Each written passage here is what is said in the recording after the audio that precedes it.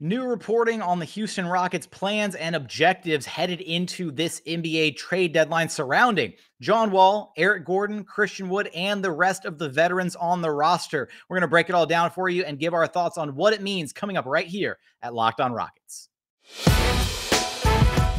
It's the Locked On Podcast Network, your team every day. This is Mission Control, Houston. Ignition sequence start. With the second pick in the 2021 NBA Draft, the Houston Rockets select Jalen Green. T-minus 15 seconds. Guidance is internal. I'm going to keep working. I'm going to keep getting better every day. I'm going to keep perfecting my craft. And every time I step on that floor, I'm coming. 6, 5, 4, 3, 2, 1.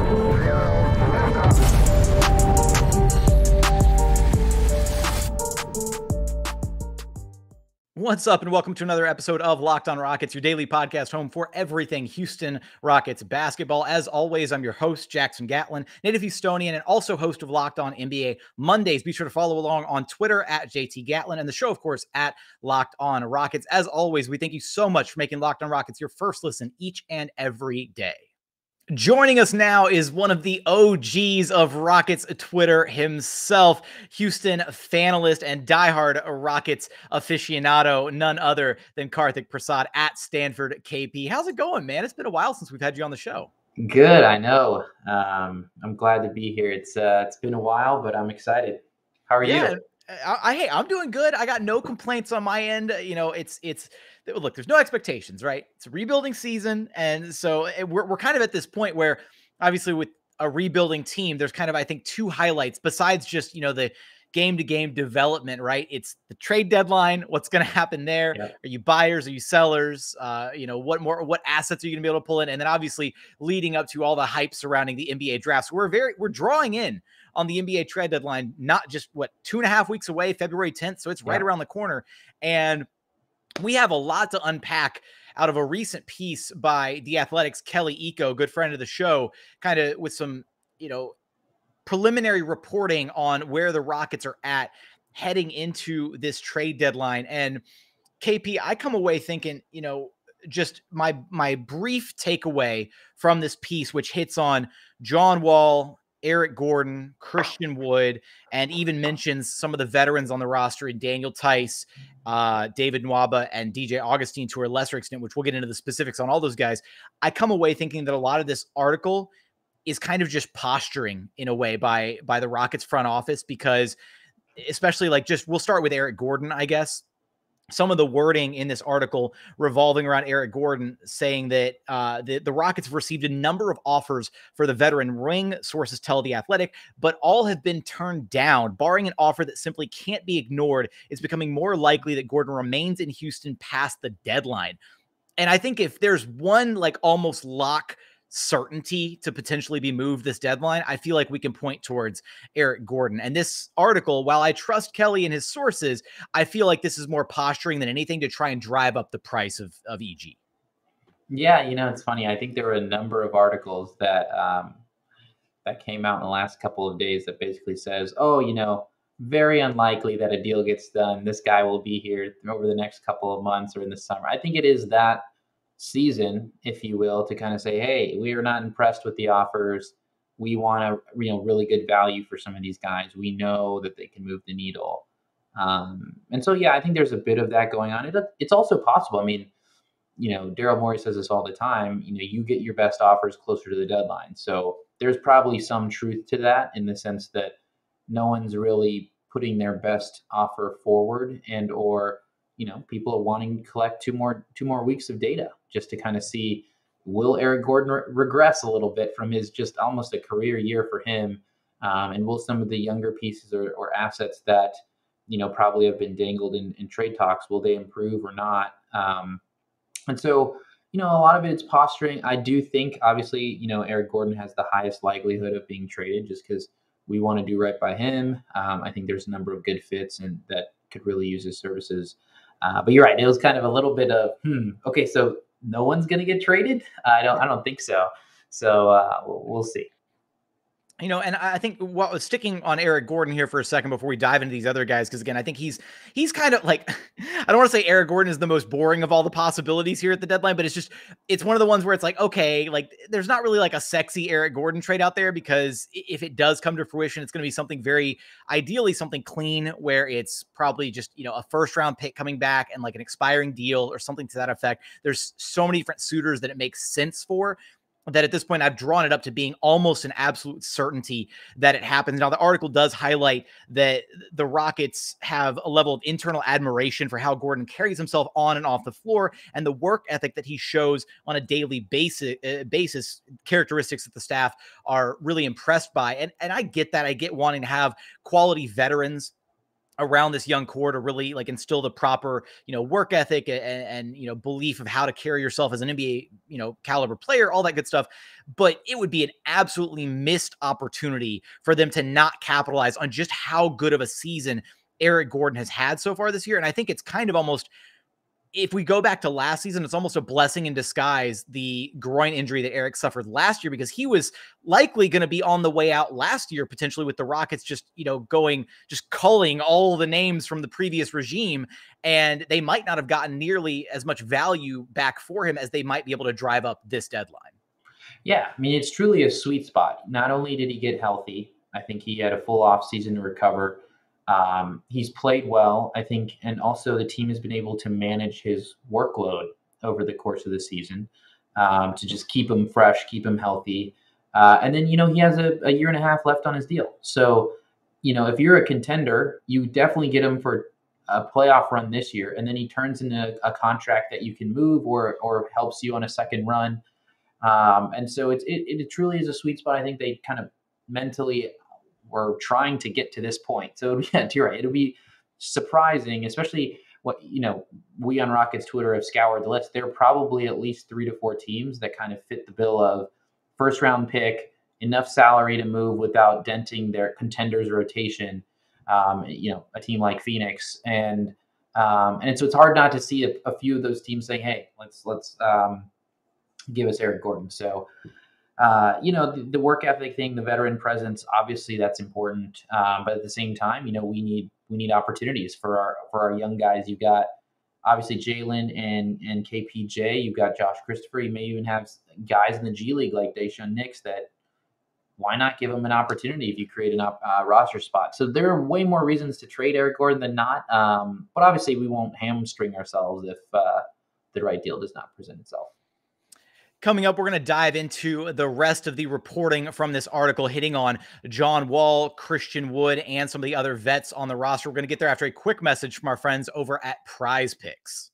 You've been hearing me tell you about Prize Picks for a while now. Have you signed up yet? If you haven't, now is the perfect time. For a limited time, Prize Picks has an exclusive no-brainer of an offer for all of our listeners. Listeners get $50 for free if a player in your first Prize Picks entry scores a single point. All you got to do is use promo code NBA. That's right. This is an exclusive offer available to Locked On fans who use promo code NBA. Look, PrizePicks has the best NBA DFS prop game on the market. PrizePicks offers more NBA props than any other DFS prop operator and offers all the superstar players as well as bench players only recording a handful of minutes each and every game. Look, it is so easy. You pick 2 to 5 players and an over-under on their projections, and you can win up to 10 times back on any entry, and it's just you versus the projected numbers. Go to prizepicks.com today or go to your app store and download the app. PrizePicks is daily fantasy made easy.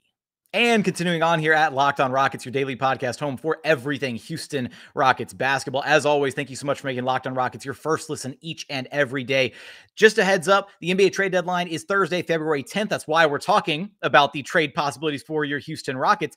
It's at 3 p.m. Eastern time, and Locked On NBA will be covering it live from 2 p.m. to 4 p.m. Join Kim Becker, John Corrales, Locked On Fantasy Basketball host Josh Lloyd, and NBA veteran Antonio Daniels, and get analysis of every blockbuster move. Subscribe to Locked On NBA YouTube and turn on your notifications so you know when they go live. And hey, if the Rockets do something at the deadline, I'm going to be there to talk about it too. So go check out the Deadline Show. I was a big part of it last year. It's great fun. It's a great way to, pass the time during the deadline. But KP, let's talk a little John Wall here. And I do have to ask, you've been away from the Twitter streets for so long now, at least kind of intermittently. Please tell me you've had a chance to enjoy a bit of the Schadenfreude, whatever. I can't ever say that word, of the Lakers situation with Russell Westbrook. I was in a space Monday afternoon just listening to Lakers fans. And at one point, one guy was like, if Russ can just do this in the playoffs, and then somebody cut him off and goes, he can't do that. He doesn't have the IQ, like just losing their minds. And then even later on, one guy goes, it's just so tough because it's like they're playing 4-on-5 when Russ doesn't have the ball in his hands. And I was having like just straight PTSD flashbacks to Russ as a Rocket. And I think that's where the crux of this entire John Wall for Russell Westbrook swap has kind of come into being the dynamic at play, potentially as something on the table that both the Rockets and the Lakers, it seems like there's some legs there, as reported by Kelly Iko. And now granted, there's some caveats in there. The Rockets would want back a first-round draft pick. Don't get it twisted. They would have no plans for Russell Westbrook to be a part of this team. But if Rafael Stone manages to get a first-round draft pick on both sides of a Russell Westbrook deal here in Houston, I'm going to be the first guy driving down to Toyota Center to build a statue.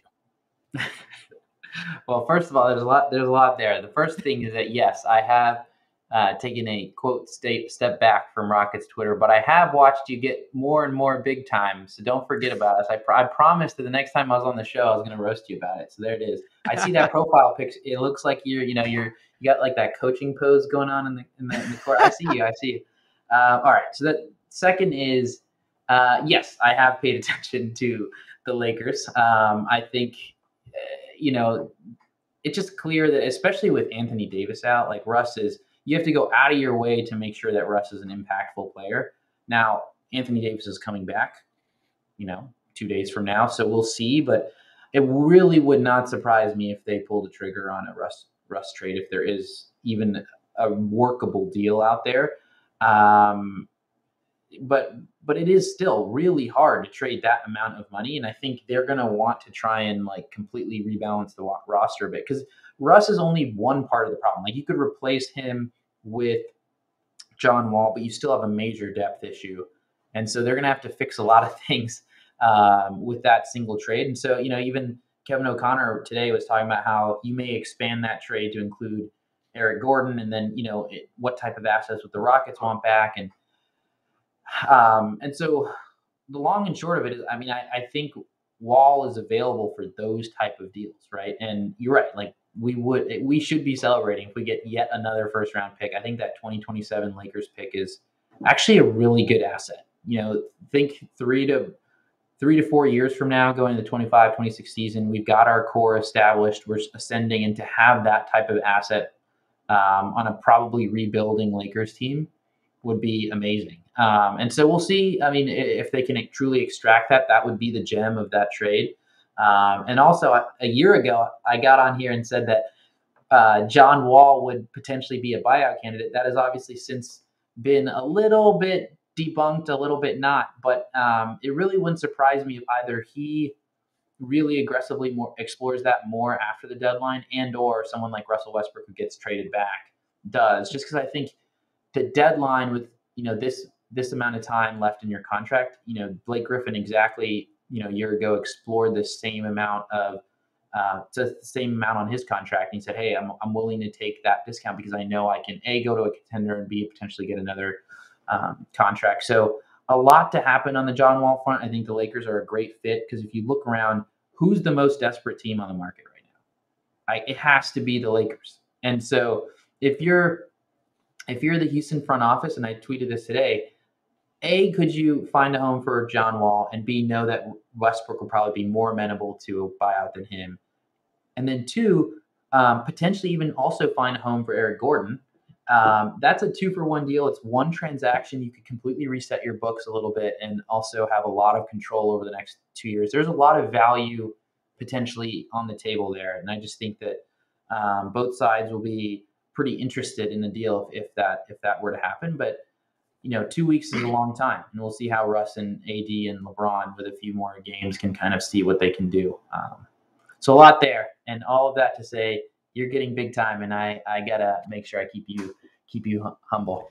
Y'all got to keep me grounded. Yeah, no, I appreciate that, KP. I will never forget my roots. That is for sure. The check mark has not changed me. No, but I find it fascinating thinking about, because you hit on a very interesting point there, is the quality of that potential 2027 first round pick from LA.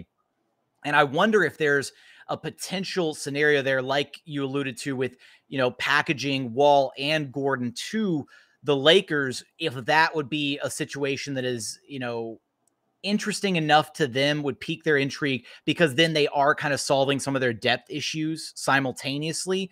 And I wonder if that would be more enticing to the Rockets front office, because you look at it and you're like, well, why would you package Wall and Gordon together when Gordon by himself is probably enough to get you a first round draft pick? But you look at the quality of the first round picks that Eric Gordon may be able to net you. Like if we go, for example, to the Cleveland Cavaliers scenario, right? You swap him for Ricky Rubio and the Cavaliers 2022 first round pick. You're getting a likely late first, maybe late teens, early 20s kind of first round draft pick. That's not nearly as juicy as one that's further out. And I think an important aspect to remember when you're considering these hypotheticals is, with those draft picks, the more liquid you are and the further out those draft picks are, the better, because then you have all that time to be able to decide, okay, are we, to plot to potentially include that pick in a deal down the line, or you can actually draft that candidate, right? Because the Rockets could be 2027, have their young core kind of growing, flourishing together.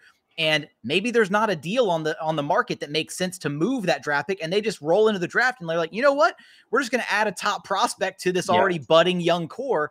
And there's kind of a lot of different amazing possibilities that you can do with that. So I'm very intrigued by this possibility. And I don't think there's not nothing here, right? You hear it from Lakers fans constantly, like, oh, John Wall I do think John Wall answers some of the problems, not all of them though, for the Lakers. Yeah. And the other thing I was thinking about just now is, John Wall and Russ have player options heading into this summer. Now, obviously, it's $45, almost $50 million guaranteed. But John Wall, the clutch connections are pretty interesting here, because now all of a sudden you could say, hey, let's do this swap. And as part of this swap, Lakers, why don't you give John a 3-year, $60 million extension or something, or rip up the player option and just give him a 3 or 4 year deal at a lower dollar number to line up with the rest of LeBron and AD. And there's, it's not just this summer that John Wall, Russ, makes sense. I think it's how you can use that money and the option value here to extend and create some more flexibility if you're the Lakers. Westbrook has never struck me as the type of guy who'd say, yeah, rip up my deal and I'm going to, take a lower dollar figure. Chris Paul just did this past summer, right? He turned down 40 something million and said, signed a 3-year. I think it was 4 with a non-guaranteed 4th year, but a lower dollar number, 25% lower. And so there's something there, I think, that we should talk about in terms of just that clutch connection and the fact that you can kind of back channel some of these conversations if you're LeBron and trying to think about the next couple of years of contention. There's a ton of interesting angles there. And then when you also kind of scour the NBA landscape and try, like the other reports we're seeing out of Lakerland, right, is that they're canvassing the league, trying to entice somebody with a delicious trade package of Talen Horton-Tucker, Kendrick Nunn, and that 2027 first round draft pick. And honestly, like, again, to potentially throw those two names in the ring, and then also that 2027, that pick's pretty juicy, but you're not getting a whole lot back. You're getting, 2 more years of Talen Horton-Tucker on a $10 million deal, and he has completely underperformed this season. Kendrick Nunn is kind of a wash at that point, but it's, I don't think the Lakers are going to find much else on the market, and I don't see them being able to move Russ for a bunch of parts. Now, I will say that a good friend of Rockets Twitter and my old co-host of Locked on NBA, Matt Moore at HP Basketball on Twitter, who Rockets fans just adore, did posit a trade suggested by, I believe, his wife that included Russell Westbrook going to the Clippers, and the Clippers sending like the mix and match set of pieces back to the Lakers, who then you could, presumably maybe fire off a couple of those pieces elsewhere or loop in a third team. And I think there's another kind of working version of that trade for the LA Clippers that I want to talk about here in a moment that does have to do with John Wall as another potential reported destination for Wall. We're going to get there after a quick message from our friends over at betonline.ag. BetOnline would like to wish you a happy new betting year as we continue our march to the playoffs and beyond. BetOnline remains the #1 spot for all the best sports wagering action for 2022. New year and new updated desktop and mobile website where if you sign up today using promo code Locked On, you'll get a 50% welcome bonus on your very first deposit. Again, that's promo code Locked On, LOCKEDON, for a 50% welcome bonus on your very first deposit. From football, basketball, hockey, boxing, UFC, even your favorite Vegas casino games, don't wait to take advantage of all the amazing offers available for 2022. BetOnline is the fastest and easiest way to wager on all of your favorite sports. BetOnline, where the game starts. And final segment here at Locked On Rockets, your daily podcast home for everything Houston Rockets basketball. As always, thank you so much for making Locked On Rockets your first listen each and every day. For your second listen, go check out Locked On Bets, your daily one-stop shop for all of your gambling needs. Make a little money with Locked On Bets, hosted by your boy Q, with expert analysis and insight from Lee Sterling. Free and available on all platforms. Wherever you listen to this podcast, you can check out Locked On Bets. Rounding third, headed for home with Karthik Prasad at Stanford KP on Twitter. And as we teased in the last segment, John Wall to the Clippers is something that might have a little bit of legs. And that's the one deal, KP, that last season it kept staring me in the face was, after the Rockets had, fully committed to, the rebuild and they were going to move Victor Oladipo at the deadline and all that. I kept thinking John Wall to the Clippers makes sense this past summer. I kept thinking John Wall to the Clippers makes a fair bit of sense. Obviously, the dollar amount is really hard to get lined up, but when you think of a core of Paul George, Kawhi Leonard, and John Wall, that's kind of, I feel like that's got to be kind of enticing if you're the Clippers. Yeah. And I think there's some random, reports of Paul George and John Wall hanging out. I think it's been a potential destination for a while, as you say.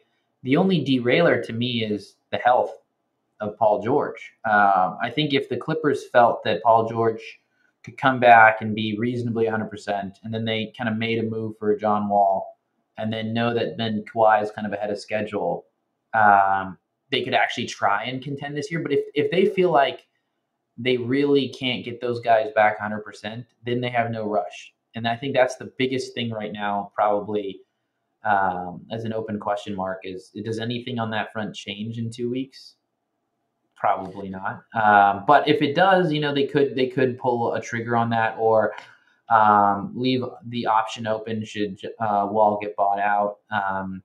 But I think that's been the wrinkle on that front. It's just that Paul's injury, and then the timing of how much they could truly contend this year versus just kind of reloading this summer, and that could potentially include John Wall. So I think that's the biggest thing on the Clippers angle. But they do have the pieces. I mean, they have Eric Bledsoe, Marcus Morris, Serge Ibaka. I mean, even if they wanted to dip into some of the assets, even to me, Luke Kennard, I like his game. I think he's interesting. The contract's an interesting piece. And then even a young undrafted guy like Brandon Boston, who they've kind of found as a gem. So they could make a move. I just don't know if they're willing to put the chips in, given the uncertainty. And one thing to note from the reporting from Kelly Eco is that this is a discussion that the Clippers had, earlier this season with the Rockets. But at this point, kind of what we discussed just now is there's kind of, no clear objective what's going on with the Clippers right now with such uncertainty regarding obviously Kawhi Leonard being out, obviously Paul George now being out for, not an undetermined amount of time, but missing a significant chunk of this season. They were already kind of floating and doing rather well, better than I expected them to do. But then again, the entire Western Conference seems to be kind of just, struggling this season to maintain pace apart from the three teams at the top of the pecking order in this year's Western Conference playoff hunt. But with Paul George being out for, the significant stretch of time, all of that, I do think, similar to what you mentioned with the potential John Wall to Lakers scenario, I think maybe there's a possibility, right, of some kind of a wink, wink, nudge, nudge deal there. If you're the Clippers, where I think any team, right, if you could have John Wall on, say, a $20 million deal, that there's 15 teams in the league that would immediately jump at that, option. Right. So if you're looking at it from the Clippers standpoint, if they could unload those contracts this season and kind of just punt on the rest of this year, and then have that wink, wink, nudge, nudge, you're going to opt out. We're going to extend you this offseason and then come back with PG, Kawhi, and John Wall on a $20-ish million a year deal over 3 or 4 years, then maybe you're cooking with a little bit of gas at that point to try and entice them into a deal. Yeah, the timing of that, I mean, I think, being able to get him in the building and kind of structure that, you go into the off season with a lot more flexibility, right? Because then it's also he opts out, and then when he resigns, exactly who you can get in that delta. There's a lot of things that I think open up. So yeah, you're right. I mean, it's still a potentially really interesting destination, whether they trade for him to contend or they don't. But even having that option could be valuable to them. So we'll see. I think they may be more enticed if they felt like Paul George had a pretty good shot at coming back, because then maybe they, could win round one and buy Kawhi more time. I just it'll be interesting, because then the Lakers obviously loom, and so what happens with Westbrook and Wall, and so I think there's a few permutations there between the LA teams. I kind of resigned myself to Kawhi not playing this season, which is why I kind of thought the Clippers may just be punting as is. And then the Paul George thing happened. I was like, yeah, it's unfortunate, but that's just kind of where they're at. The name that we got to get to next, though, and this has been a guy that's been at the heart of a lot of discourse amongst Rockets Twitter, is Christian Wood, a guy who is, at the end of the day, he's a very talented big man, a walking 20 and 10, but there's question marks about his defense. There's question marks about his long-term future here with the Houston Rockets. Is Christian Wood going to be here when this team is actually competitive again?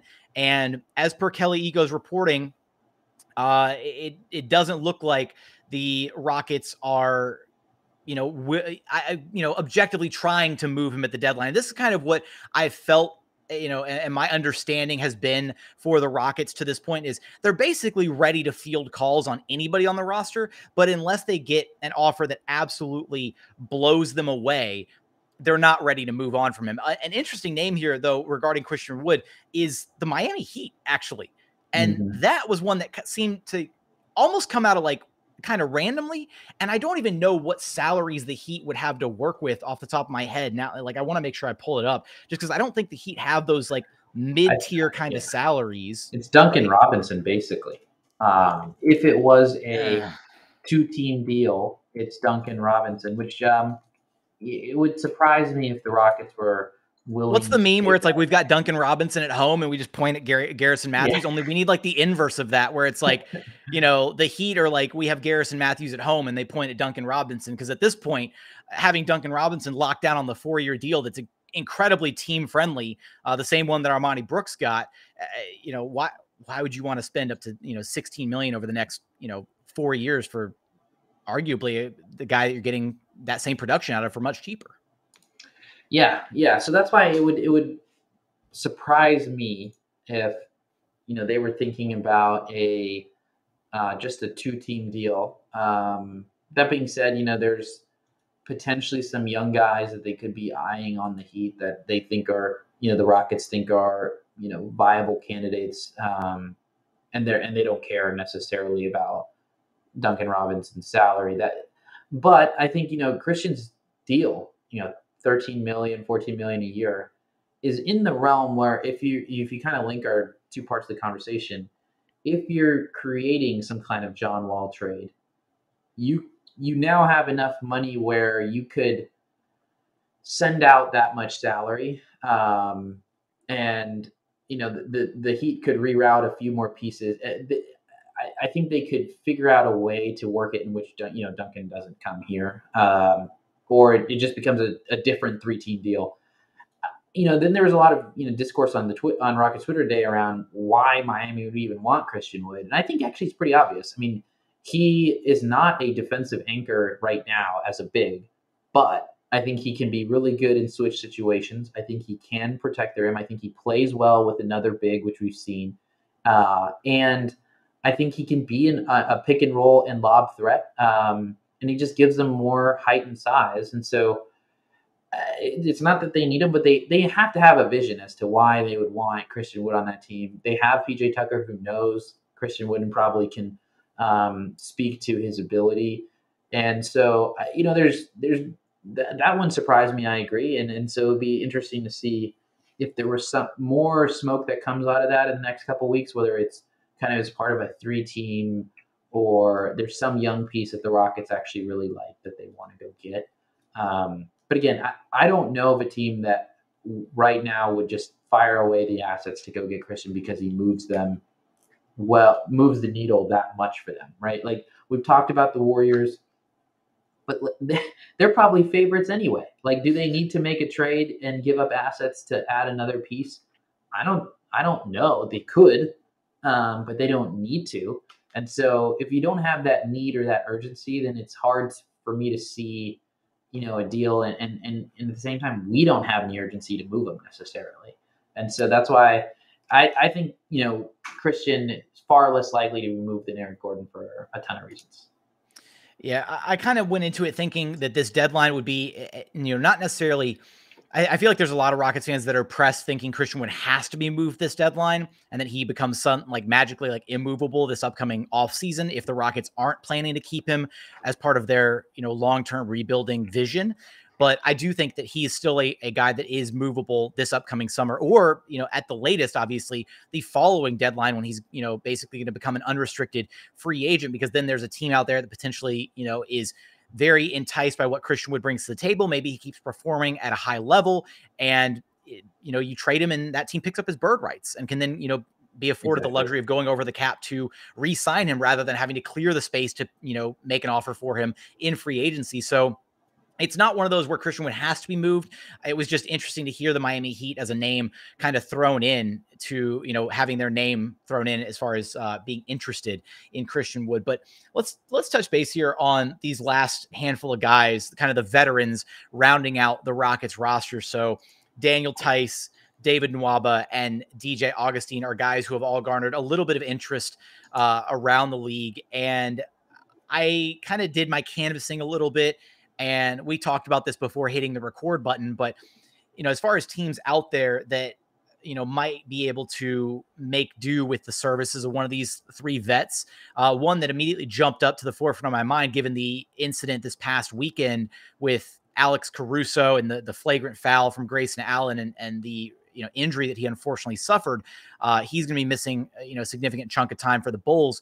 The Bulls have a $5 million trade exception, courtesy of the Daniel Tice deal this past offseason, that they could very happily squeeze one David Nwaba into if they were interested in kind of shoring up their wing depth for the rest of the season. And Nwaba's on a fairly team-friendly deal. He provides you that hustle, that defense off the bench.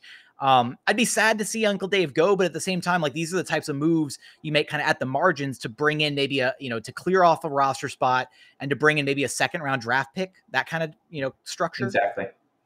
Yeah, and I think, they have Tice, they have Augustine, they have Nwaba. I think they probably move two of those guys, get back some second-round picks, clear some roster spots. Because I think if they move EG, if they move and/or move John Wall, I think it's not going to be a one-for-one deal. And so you're going to have to create some space to take back players. And so whether it's one extra player, two extra players, I think that means, they'll find a home for some of these vets. And especially Tice, he fits into I think Dallas also has a trade exception for that could fit him. I think there are a number of teams that could use him as a pretty serviceable backup big. So Tice and then I think Nwaba, are two really good candidates just because they're dollar figures and the fact that it's pretty proven what they can do in certain roles. Augustine's a little interesting because I think he can help stabilize in a regular season, but he's just not like a playoff, especially round 2, round 3 type of piece. And so are you really going to try and, take on a $7 million versus he probably could easily just negotiate a way out of Houston and kind of find a team he really wants to go to. So I think he's the least likely as Kelly alludes to. But the other ones, both for finding a great home for them and also creating roster spots and flexibility for us, it makes total sense that we'll, to at least try and find a workable deal. Yeah, if I had to wager money on this, which I guess I could do if I went to betonline.ag, shameless plug, I would say DJ Augustine is probably the most likely of that trio of vets to just get waived, or bought out and whatever the rest of the season, just, so that he can go join a contender right down the rest of this season. And then David Nwaba and Daniel Tice do have services that I think they could offer to some teams looking to, again, bolster their depth a little bit. And then just kind of circling back to the Christian Wood thing, I'm interested to see how that, I think he is the most interesting kind of variable at this point for the Rockets and kind of what happens moving forward with this team, because you have the staples as part of the rebuild with the Jalen Greens, the Alperen Şengün's, Josh Christopher, that whole dynamic. But where do you fit in Christian Wood in this, and how does the front office truly view him? Because if they do view him as a long-term fit, then at what point do you stop entertaining the trade that it calls for him, right? At what point do you maybe start playing Christian Wood and Alperen Şengün together a bit more to see if they can actually coexist on the floor? That was one of my New Year's resolutions for this Rockets team, is I wanted to see those two guys share the floor a bit more, because as you pointed out, I do think that the Tice Wood experiment was disastrous for a lot of different reasons. But in the flashes that we've seen Wood and Şengün share the floor, I think we've seen some promising moments from that. And I think Christian, as far as a defender goes, is a more adept switchable big and somebody who can hold his own on the perimeter and as a bit of a help defender at the rim, rather than your 5 that's supposed to anchor the defense. Now, can LP anchor the defense? That still remains to be seen. So there are question marks about that fit, but I want to see them play more together so that we have some data points to extract from. Yeah, I think that's why I don't think the Rockets, unless they get a amazing offer, are going to move them. Because one, you're right. Let's get some more data, Christian and LP, rest of the season. Both on Christian, also on LP, and also in the type of lineups that work. 2, I think the sweet spot, if you were to move Christian Wood, is this summer, like you said, because he has a full year left on his deal. He's a value contract, guaranteed production, bird rights, etc. And I think the Rockets would probably take a chance in offering him an extension at that point in a kind of what they believe is a long-term but fair to Christian deal. And should he take that? Awesome. We have now someone who's a versatile big at a team-friendly, at whatever that means at that point, deal. And he creates some continuity. And if he says no, and rightfully within his power says no, I'm going to bet on myself, I feel like I can get more. Great. Then you know that you have, that window to move him. The draft will be there. We can create a lot of flexibility. So it doesn't make sense to me right now. I can't think of one reason where we're yes, we must trade Christian Wood. There's no reason that's burning.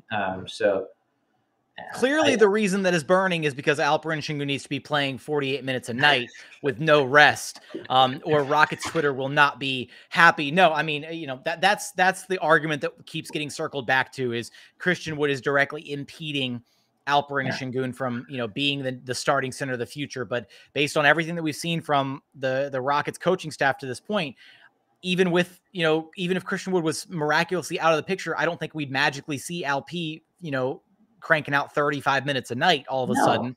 So I do think that is a little. I have this whole don't get me started on how you need to develop young players by actually giving them the time and space to develop. You can't just throw someone out there for 40 minutes. But yeah, I mean, trade Daniel Tice, create a spot. LP moves up. There's so many. The post deadline, I think the younger players, just like they did last year, will get more of an opportunity, and I think that's almost a certainty. So it'll be interesting. The Rockets are going in with a lot of valuable pieces at different levels that teams will want. That's a good place to be if you're a rebuilding team. And there's some desperate buyers out there. So we'll see. But I'm excited on what the trade deadline holds in 2 weeks. Desperation bodes well for the sellers at the trade deadline, and the Rockets are definitely one of the sellers this year. KP, always a pleasure to be able to talk hoops with you, my guy. Where can people track you down at? Yeah, of course. You can find me on Twitter at StanfordKP. I still occasionally tweet. I catch the games, and I try to stay at one level higher and longer term. So, but love to interact with the rest of Rockets Twitter, and I just feel like there's a ton of amazing content. But yeah, that's where you can find me, and always thankful and excited to be on this show, Jackson. Appreciate you having me on. Appreciate it, KP. Thanks for stopping by, man. Thanks. That's going to do it for today's episode. What are you expecting the Rockets to do at the NBA trade deadline? Let us know in the comments on YouTube. If you haven't done so yet, please consider subscribing to the show wherever you listen to your podcasts, Apple, Spotify, Google, brand new Odyssey app, free and available on all platforms. As I already mentioned, check us out on YouTube. Go to YouTube, search Locked On Rockets, like, comment, subscribe, all that good stuff. As always, thank you so much for watching. Thank you so much for listening. And we look forward to having you back right here at Locked On Rockets, your daily podcast home for everything Houston Rockets basketball.